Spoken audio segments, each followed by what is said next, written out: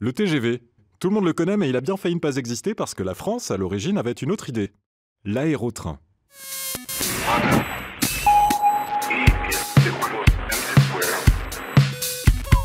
Pour aller passer le week-end sur la Canebière, ou chez votre mamie par exemple, à Orléans, vous auriez pu aussi vous envoler, à quelques centimètres du sol seulement.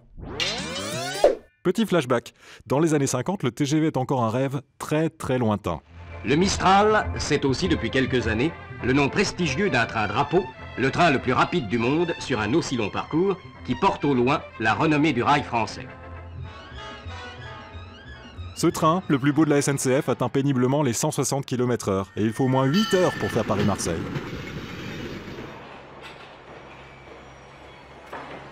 Pour la France d'après-guerre, c'est l'heure de la reconstruction, de l'explosion des naissances, le fameux baby-boom. Et pour accueillir sa progéniture, la France veut construire de nouvelles villes, de nouveaux lieux de vie. Et l'ingénieur Jean Bertin a une idée de génie pour les relier entre eux, ces nouveaux lieux. Et ces nouveaux-nés par milliers, il veut inventer l'aérotrain.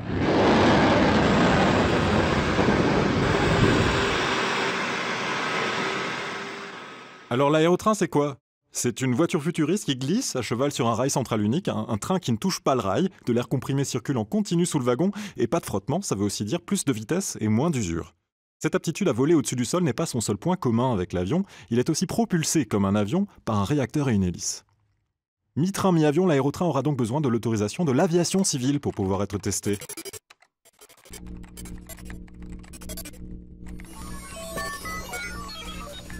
Lors du premier vol expérimental en 1966, Jean Bertin retient son souffle. L'aérotrain atteint les 303 km/h. 303 km/h, c'est du jamais vu.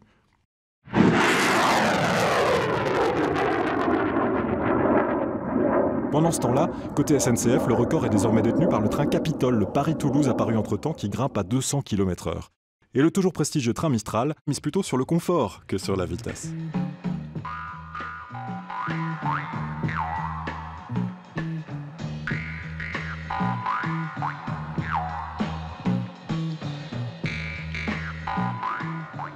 Quant à l'aérotrain, il bat un nouveau record l'année suivante, 345 et 422 km/h. À la fin des années 60, l'aérotrain est la grande fierté de la France qui sort même un timbre à son effigie. Alors c'est décidé, le train sur coussin d'air reliera Paris au nouveau quartier et sera déployé sur l'ensemble du territoire. Objectif annoncé, faire Paris-Lyon en 1h10 et Paris-Orléans 120 km en 25 minutes chrono.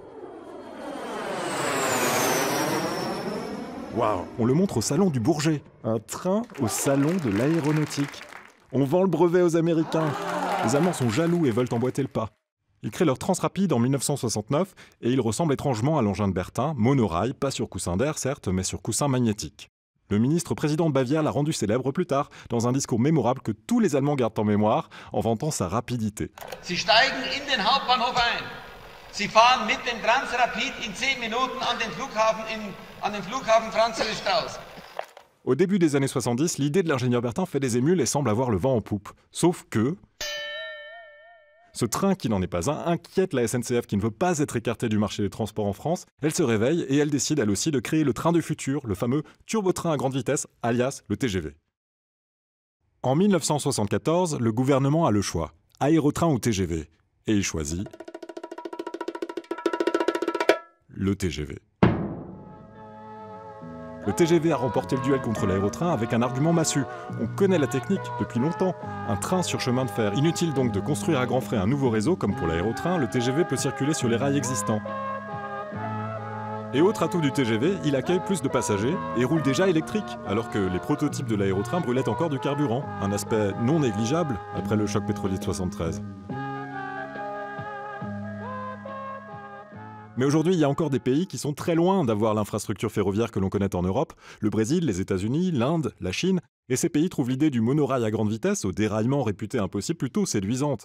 Shanghai a inauguré son Transrapide, le Japon s'en est inspiré pour concevoir le Maglev, le train le plus rapide du monde qui atteint les 603 km/h.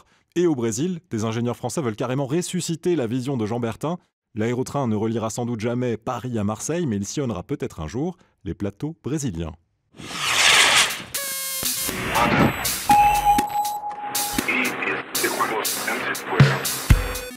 Mary had a little lamb.